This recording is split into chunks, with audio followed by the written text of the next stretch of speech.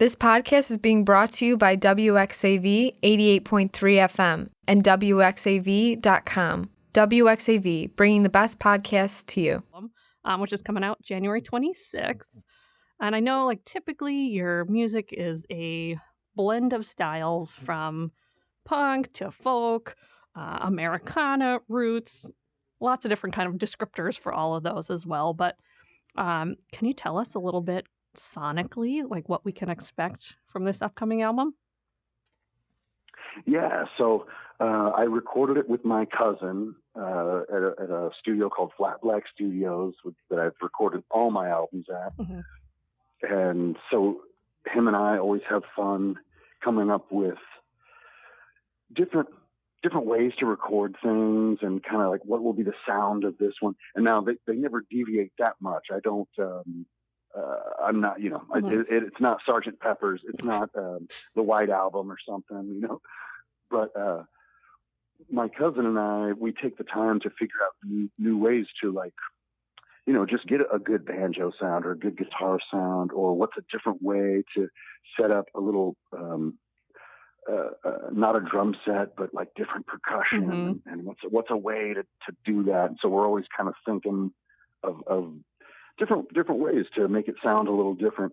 And so this one, I mean, it's me, mostly me. I did have a bass player and a percussionist on a couple of the songs, and a stand-up bass player, a doghouse bass player came in on a couple songs, and I've never done much of that really. And so it's, you're always thinking what friend can I bother and bug to come help me in the studio, again, you're never going to hear a record of mine that's so far left of field that mm-hmm. you're like, whoa, this is like Lou Reed's Metal Machine music or something. It's just like an angle grinder on a piece of metal, for 20 minutes.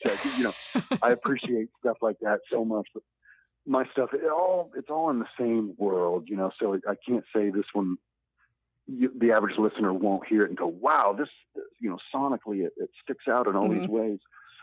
But it just sounds really good. It sounds organic, like it was my friends and I playing in a room together on the songs where I had people.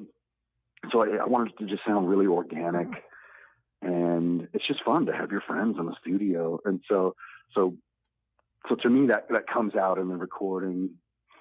And but without overdoing it, I don't know. I like. I want the songs to stand on their own. I want the songs to, if you just played them, any of these, if I just play mm-hmm. them on acoustic guitar or banjo, it still works. It's, I don't want to rely on too much studio trickery or I don't know. It's easy to get caught in the trap of okay, let's get a horn section in here. And right.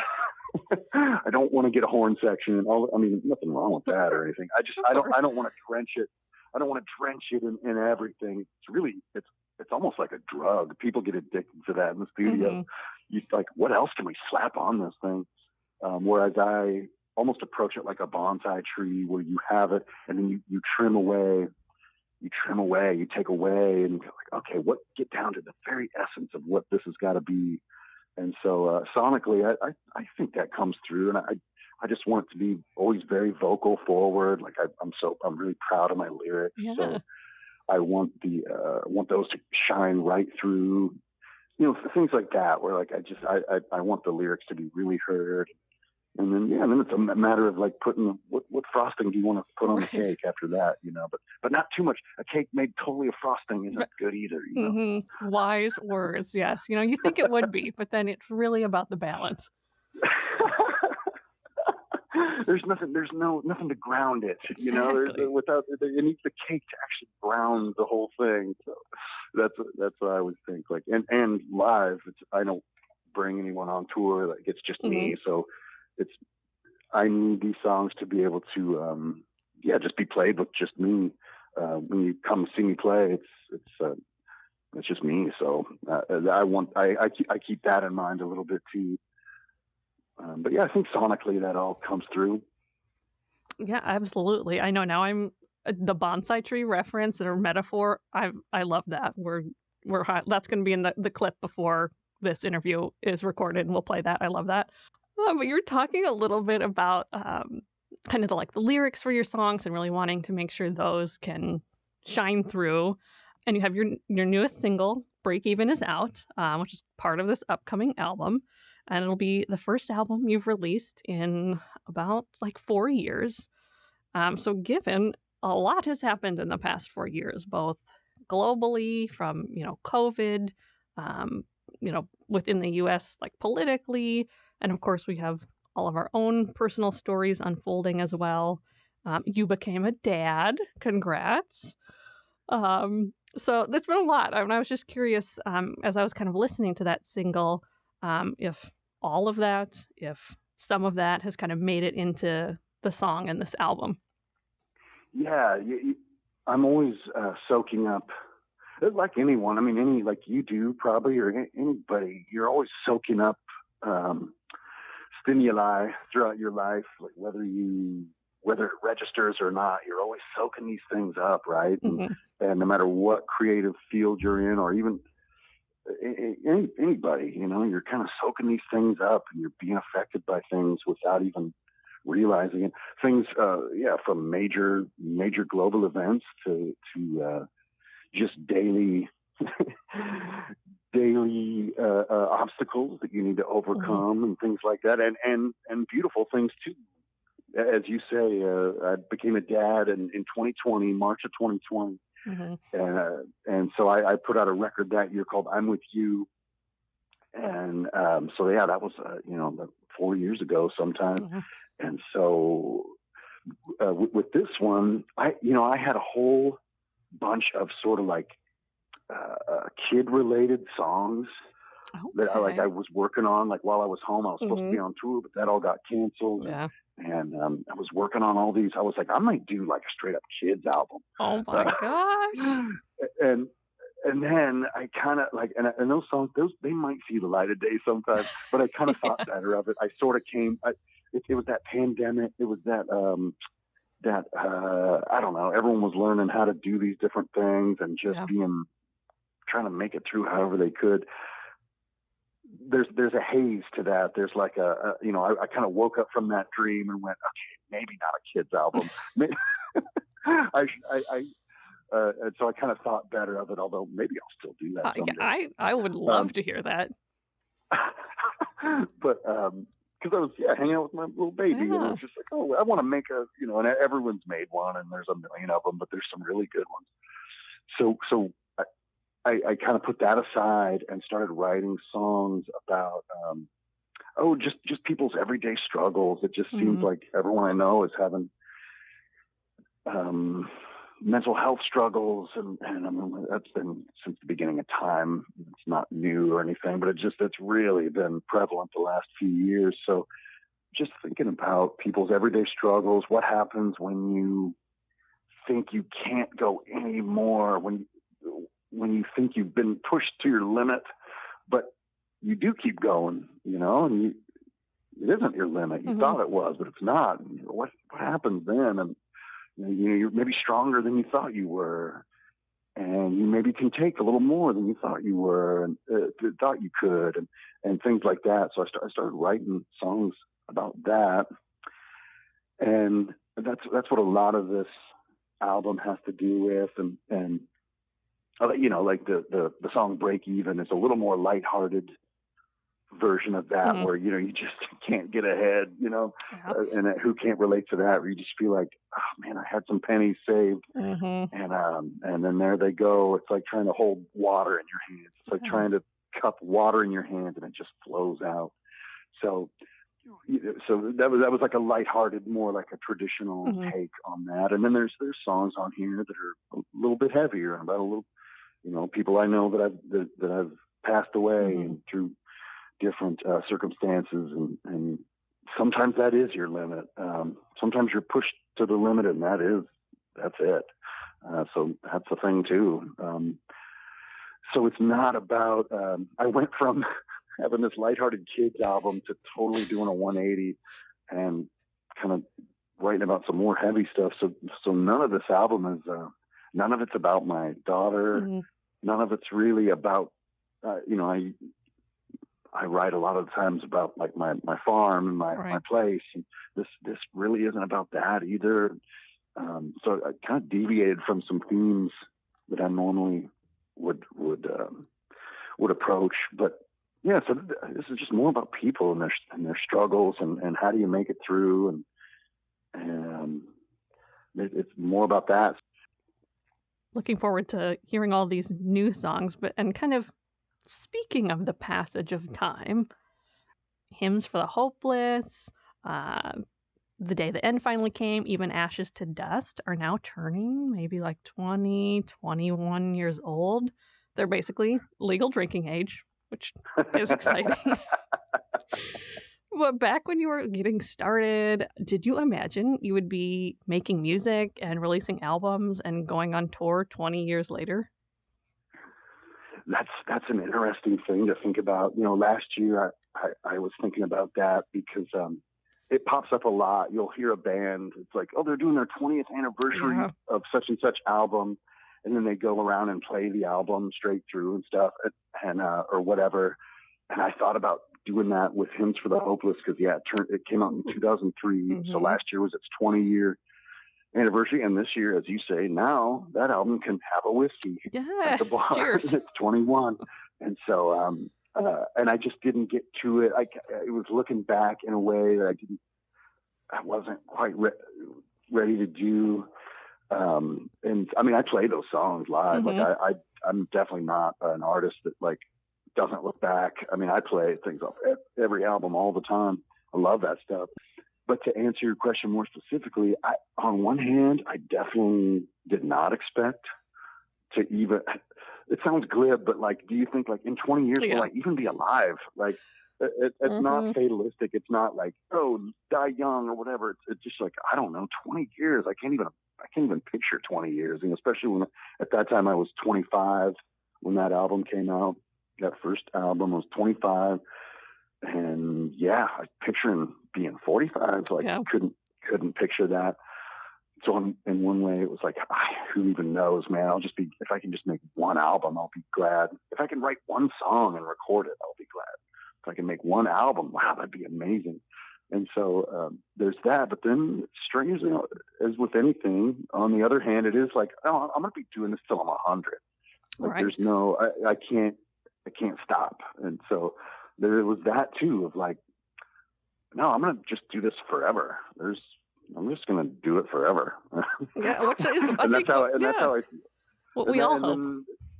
That's what. Yeah, we want to, or people pivot and they do something else, and things change and stuff. But for me, it's like I'm going to do some iteration of this forever. And now that it is 20 years later, now with some time under your belt, now I can picture 20. What it all 20 years looks like, and thinking, 20 years from now I'll be 65. Yeah. Will I still be writing anything that matters or doing anything that matters, or whatever, just having fun? I mean, just making music and having fun, even if it doesn't matter. I don't know if what I've done has ever mattered. Does anything we do matter, like in the cosmic sense of things? I don't try not to worry about that. It might matter to one or two people, and that's cool. But yeah, it's wild to think about that amount of time. And on one hand, I fully expected, and on another, it was like, shoot, might not even be alive. Which is just a real valid question. I think all of us think about that. It's crazy. 20 years is a long time to think about. It's hard to think about the next year or 2 or 5, let alone 20. But we're here. Yeah. We made it. Yep. We made it, and we'll keep making it. And even if we'll make it. And things. I often revisit this in songs, like the idea of like Old Devils or like things like that. Where like it's just always been this way. So for me, I take perspective on it. Like it was like this 2,000 years ago. It was like this 10,000 years ago, in a different way, of course. But so it helps me calm down. And sort of like get perspective, pull back the lens, get perspective. I need to sort of do that to even just like function. Gotcha. Just think, okay, these are trying times, but they've always have been. Even times people thought were calm and nice, they weren't for everybody. People can look back at like the 90s and go, back in the 90s when there wasn't nothing to worry about. Well, who were you and where did you live and what were you doing? Because a lot of people had a lot to worry about. And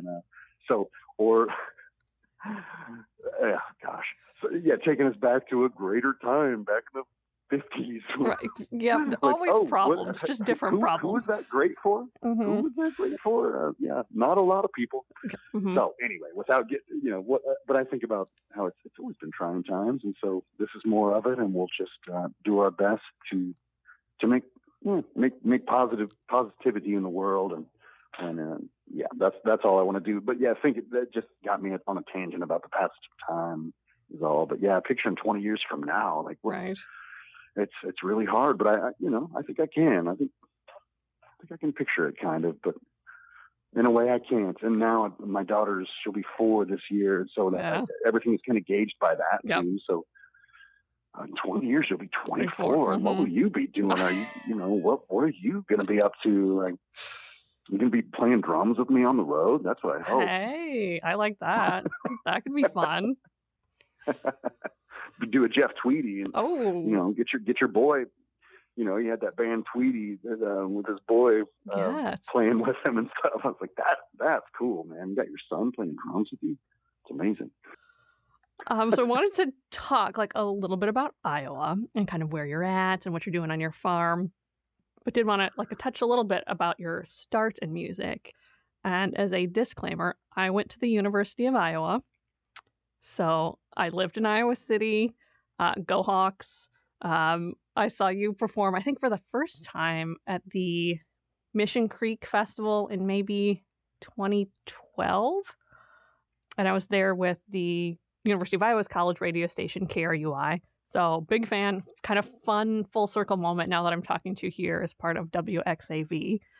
But obviously you lived in Iowa City and you were kind of making your way on the scene, touring with friends. You were an opener, and I'm sure you talked to a lot of college radio stations and were playing for local crowds. How did what you learned and experienced then inform how you interact with crowds today? Oh man, that's a great question. 2012 Mission Creek. Was that at like the Englert? I think that was at Blue Moose when Blue Moose was still around. Okay, I used to do Blue Moose a lot. It's crazy when you live long enough and been around long enough, and you see these venues kind of come and go. That's it. But Blue Moose was awesome. When back when I lived there, that was a pool hall called the Q. Okay. And we'd go there and play pool and drink pitchers of beer, and it became the Blue Moose later, and I played a bunch of shows there. But so when I kind of moved to Iowa City, it was 1998. 1998, before a lot of the listeners were born, probably. And so that's when, fresh off the farm, and came there and made a lot of interesting friends that are still some of my best friends today. Through the music scene and things. And so I had played some shows around my hometown area before, like you'd kind of play someone's birthday party, or you'd play. I used to play this karate studio where it was like a dojo where kids went and you'd learn karate. That's amazing. And my cousins went there, and like they became black belts and stuff, and they got ideas to like, hey, we could do a show here. It was before I didn't know about like house shows and things like that, but it was like a DIY place to do a show, and I would do like Johnny Cash covers and Pearl Jam covers and stuff or whatever. That's cool. At age 17. So I'd done some of that. Like I'd learned like, okay, here's how to kind of be in front of a crowd and all that. But then moving to Iowa City, and it was like, oh, this is where there's great artists around. I mean, I knew about Greg Brown and Dave Zolo and Bo Ramsey and a whole host of others that had sort of paved the way. Dave Moore. There was this bar called the Mill Oh, and they yes. the mill was R.I.P. The mill was absolutely. gone now. Yep, we needed another high rise with a burrito place on I the know. I hope you bottom can floor hear of it. my eyes rolling through the microphone. I love burritos, but Right, yeah, we we didn't all need do. another high rise with the first floor is retail space. We didn't need that, but there was a whole scene there, and I kind of knew what I was getting into a little bit. But I started going to these punk shows. Always a fan of like punk rock and hardcore and weird.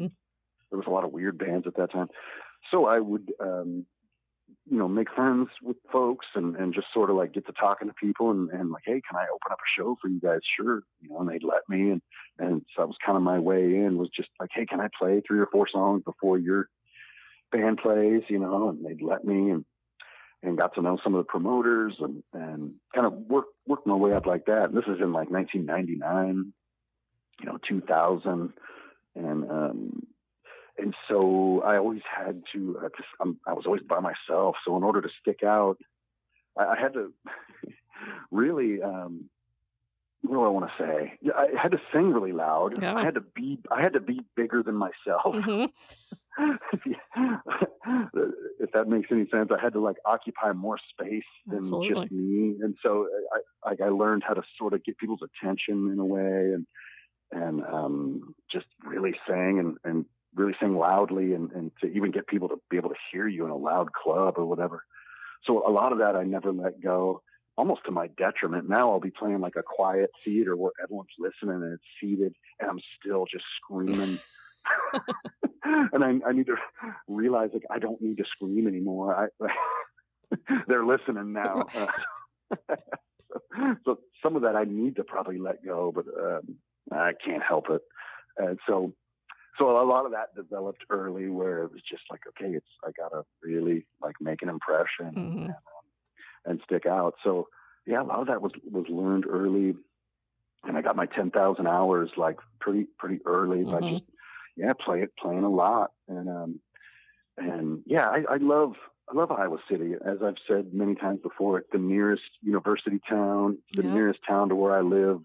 It felt like a big city. Like when I was a kid coming from the farm, going up there, it felt like a big city, and it is compared to where I am, it is. Yeah. And the university and everything. And so meeting a lot of different kind of folks, meeting folks of all colors and genders and sexual orientations, all the whole spectrum of everybody, like getting to meet different people. It was so cool. And again, are still my friends. A lot of them are still some of my best friends today. So that was a huge thing too, just meeting a bunch of different types of folks. So that all informed the music and informed how I, kind of walked through the world after that.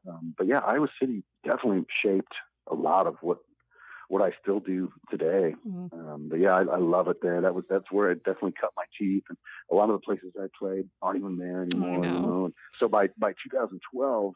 Yeah, I mean, I hadn't lived there for years by that time. But when I go there, it still feels like home. It still feels like I'm doing a hometown show, even though I live like an hour and a half south of there. Iowa City still feels like the hometown. Oh, which is awesome. I love Iowa City. It's a fun city. There's always like a lot going on. Of course, the university's there. Everybody's so nice, which I think is a hallmark of the Midwest and specifically the state of Iowa. I kind of, with that being said, obviously the Midwest and Iowa specifically are a really important part of your life and has a large influence on your music today. But a lot of people think Iowa is flat. It has a lot of corn and it's boring. I'll say one of those is true. It's the corn one. But can you talk about something that's underrated in Iowa or maybe like doesn't get the credit it deserves? That's great. Yeah. So I hear this a lot from people, and I get it. Like, we're a state that nobody thinks of. We're a dark horse, and there's lots of those. There's people from places that just don't get the headlines. People just don't think of us, and I don't blame anyone. That's okay. If you've driven through, most people say, yeah, I drove through there, and yeah, it's okay. And what they mean is they drove through there on I-80 going from New York City to LA or whatever. They stopped at the world's largest truck stop. Yep. Stop at Walcott, there is a lot of corn. I have a lot of thoughts on how bad that is too. I wish it wasn't such a monoculture. I wish farming could be much more diversified. Nature wants diversity. Everything does better with diversity. The corn and soybeans, it's too bad that it's kind of that monoculture, but that is absolutely right. A lot of agriculture. But where I'm from, by the Mississippi here on the east side, it's really hilly, and there's beautiful bluffs and woods and streams and creeks, and it's beautiful, and there's a lot of parts of Iowa that are like that if you're looking for natural beauty. Now where that interstate is, of course, I mean, that's where they put interstates, is where it's nice and flat. That's what's easier to build. Yep. That's why the interstate's there. But if you get off that a little bit, like anywhere, like any state, you start to see some color and some more interesting things, and there's a lot of music. I mean, there's always been a lot of music happening. Like Des Moines is a great music city. Iowa City, Ames, Dubuque, Dubuque, Iowa, like Quad Cities, Davenport. So there's always been like interesting bands and art and music, great museums. Yeah, things like that people might not think of. And then again, Iowa's not special in that way. Like anywhere you can think of has cool stuff that people might not think of. I'm about to do a tour. I'm about to go on tour. I haven't been here in forever, but I'm going on tour to Florida here in February. And I played all over Florida. I've done it a lot of times, but it's just been a lot of years. And again, it'd be easy to go Florida. Even I myself, I know better, and I'm still like, I don't want to go to Florida. This is just an example. I'm about to actually compliment Florida. There's cool people there and cool music and cool stuff. Yes, the headlines say a lot of wild stuff about Florida, of course, and that's all true too. Very nuanced, but there's great people and great food and great culture there too, of course. So I would hate for someone to think of Iowa and go, oh, it's this red state. You could read headlines and think a lot about what Iowans must be like. And it's like, no, there's a whole diverse cast of us.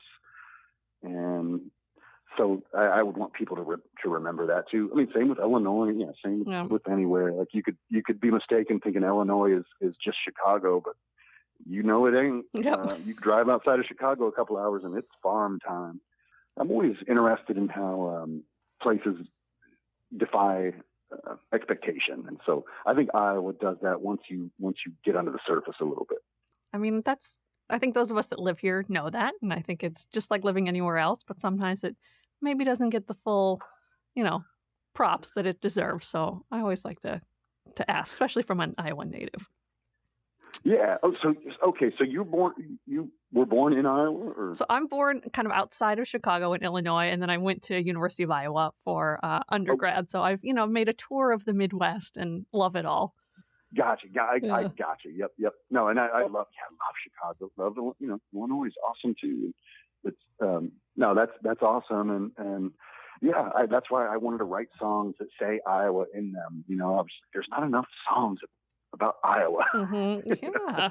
and so like I wanted to sort of add to that and sing its praises a little bit, and fully recognizing all the bad stuff too.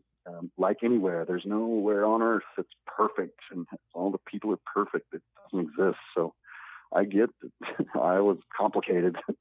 Kind of as you were talking about all these cool things that are in Iowa, I know you, of course, in addition to being a musician, you're working on your farm. And from kind of what I can see, even on like social media or in your newest music video for Break Even, I don't know if you would call yourself a woodworker or a craftsman or a builder, but is that a stress reliever? Is it a hobby? Or is it a necessity for fixing things around your property? Oh, that's great. Oh, I love this. I love making stuff. I've always loved making things. And my father-in-law is a craftsman. He worked in the Amana colony in Iowa, which is like a historical colony, that was settled by Germans, a couple hundred years ago or whatever. And it's this real hotbed of like, you go there and get your handmade tables and cabinets and furniture and things. And my father-in-law worked there as a furniture maker for decades. And I started getting into it when I met my wife, like 17 years ago.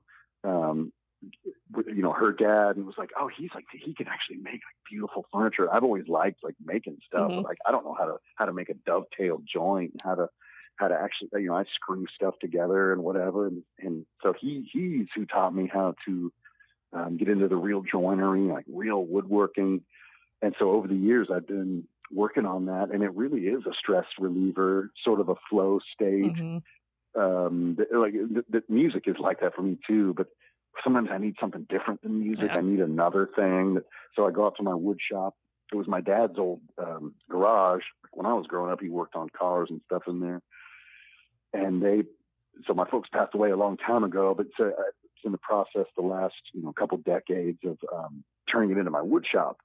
And so I collect these old hand tools, specifically hand tools, because I like table saws and circular saws, and when I need to build a doghouse or whatever, I'm just going to get out the electric saw, But for actually building furniture and building things like that, I've been really into the hand tool thing. And part of that was when my daughter was born, I could bring, when she was really little, she was just a baby, and she'd be sleeping, and I could bring her out in her crib or in her little carrier, and I could bring her out to the shop. And so you can't have anything too loud. You can't turn on the table saw. So I was already into hand tools, but that time really made me get into just working with silent, beautiful hand tools, and no ear protection needed, no dust mask needed. It's so calming and nice and meditative, and she could just sleep in her little carrier, and I could fiddle away and make things. And I made so many like decorative boxes and stools and like stuff. So I'm striving to get better and better. But so partly it was my father-in-law, and then having my daughter, and not needing the loud noises, and my fingers. I'm thinking like the table saw. How many days do I got before a table saw gets me and I can't even play guitar? So I'm like, well, maybe hand tools are so safer. When it was time to, I really like those YouTube videos where it's somebody. It's like almost ASMR, where someone's building something, and and somebody that makes something from nothing. And I was like, oh, I want to make a video like that, and that's the song. And so we had this big windstorm last summer, and it knocked over a bunch of trees. Right. And so in the beginning of that video, it's a walnut tree that's knocked sideways, and I'm like, oh, I'll saw it, and then I'll make a stool from this walnut tree. It's a way of taking lemons and making lemonade, so to speak. So that was the idea. And so the woodworking has been a real savior. I really love it. And finding old rusty tools at garage sales and stuff, and fixing them up and using them. I've got tools that were my dad's. That's cool. And my tools that were my grandpa's that were like rusty, and I like cleaned them up. And so I'm using a tool that's like 150 years old that my grandpa used. And there's something beautiful about that, from a tree that's from my yard. and it's just, it just makes me so happy. So that video, I wanted to kind of capture that in that video. But the woodworking, if this music stuff goes sideways, maybe I could do that. I'd have to charge about $1,000 for every stool I make, because it takes like hours. That's the con of using hand tools. Yeah, it takes a little longer, but the end product is pretty cool.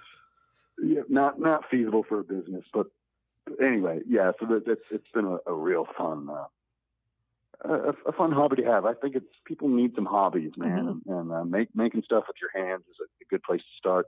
And like Nick Offerman said, an Illinoisan, fellow Illinoisan, the great Nick Offerman, always said, like, that's growing up on the farm. You had to learn how to fix stuff. And I would watch my dad like, no, I can't go buy this. I need to just fix this. And so you did. There was an aspect of it like that too, right? You just got to learn to kind of be a little handy. And he says it's called just being a Midwesterner. Yep. That's his. That's not mine. But it's like, we just called it being a Midwesterner. You learn how to fix stuff and do stuff. And so there was always that too. But as far as making like a beautiful piece of furniture, that's recent in my life. It's like, ooh, I can make something kind of elegant and kind of nice, And so it's a never-ending journey. You never quite get there, but you're always striving. Yeah, which is good. We're here for the journey, right? The end destination is great, but it's all about the process. Yeah. There's I might butcher this, but there's an old Chinese proverb, and I'll butcher it maybe, but my uncle's a fan of saying this. Okay. It's house done, man die. Meaning, you think you're done. You've been fixing up your house, and you think it's all done. That's when you're going to die. Like you need to always be thinking, what else could I do? Could I improve it this way? Like it could be any craft. It could be anything. You're working on yourself. You could think, I'm done. I've learned everything. I'm perfect. I wake up every day and I'm just excellent. Like, nope, that's death. That's death. So you need to always be working, whether it's on your house or yourself or a new song or a painting or an essay or anything. Always be working. And that's nothing new. We know that, right? But I'm just reminding myself and reminding everyone, always be striving, always be working. Because when you think you're done, that's death. Yeah. Well, I'm excited maybe for this potential William Elliott Whitmore woodworking ASMR album, followed closely by the children's album. So can't wait. Yeah. That still might be in the works. Those songs, I still got them. Okay.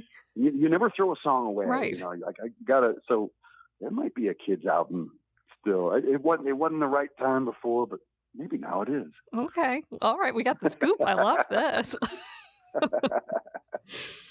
But I got one more question for you. Thinking about like your music being a fusion of various styles, like your background, your hobbies are a blend of like a variety of things.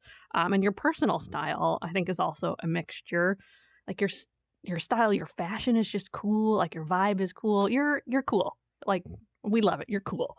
I often find that people with the coolest style are just earnestly, authentically themselves. They're not putting up a facade. They're open to risks. They're trying new things, but they're mostly just living their truth. So since it's January, maybe if there's somebody out there that has a 2024 resolution to be more authentic, to wear what they want to wear, to learn what they want to learn, to play the music they want to play, what advice would you have for someone like that? Oh, I love this. I love this. Whenever I'm asked anything similar to this, I always think like, I need to be taking advice from other people. I shouldn't be giving it. I should be asking advice. And I do. But if I had to give some, you said it absolutely. Do your best to be your authentic self. Now more than ever, like it doesn't matter. Like just everything gets so homogenized. Again, not a new observation, but it gets all blended together. Now you could just put on a costume and be whatever. But I think that the best stuff is when you mix it all up. You mix up your influences and you make it your own.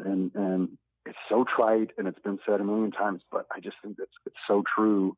If you're a kid that likes goth music and farming and knitting, and I'm trying to think of just a bunch of whatever just a bunch of seemingly different stuff. Like, then that's you. Like that's everything. You don't have to be one thing. And the cool thing is, I think kids, people under 30 or whatever. I think kids know that now more than ever. Yeah. I think. So that gives me some hope. And so that's why I say I should be asking them for advice. They could probably teach me a few things, but in this year of our Lord 2024, strive to be yourself and make your imprint on this world. Ring your bell. Your bell has a certain frequency. Your little bell. We each have a little bell, and you ring it, and you just ring it, that frequency that sticks out, and people eventually go, wow, I like the sound of that bell. And or they don't, or it doesn't jive with them, or it does, or it's whatever, but it doesn't matter if people like whatever. If you're in the creative fields, like just do your thing. And you have to, because as we talked about earlier, time goes by, and you have to just do that stuff now. Just do what makes you feel good, and unless what makes you feel good is crummy and like crappy. Yeah, fair. If what makes you feel good is like hurting people or something, don't do that. Yeah. So, but I mean, be yourself, do your thing, and help people. It does help people. You might be ringing your little bell, and that might be just the frequency someone needs to hear. Now I'm sort of thinking in terms of like social media, a kid making a little YouTube video of them crocheting a sweater. I don't know what kids do. Right. I think they do that. Yeah. Or anything like it's you making a pot of soup. My cousin's son, he's like 11 or 12, and he's super into cooking. Okay. He plays piano and he plays music and he does all this stuff, but his latest thing is like he's super into cooking and like plating up beautiful plates of food. And he's like 11 or 12, and he makes little videos about it. And I'm just like that kid. That's amazing. Like I'm into like, making a beautiful steak and cutting it open and then plating it up really beautifully and taking a picture of it and then making a YouTube video about it. I'm like, there you go. That's the thing. Whatever your thing is, just do it and have fun. Even if you're not filming it. Now I'm taking it off social media. Whatever. Don't worry about that. Just do your thing. Ring your bell.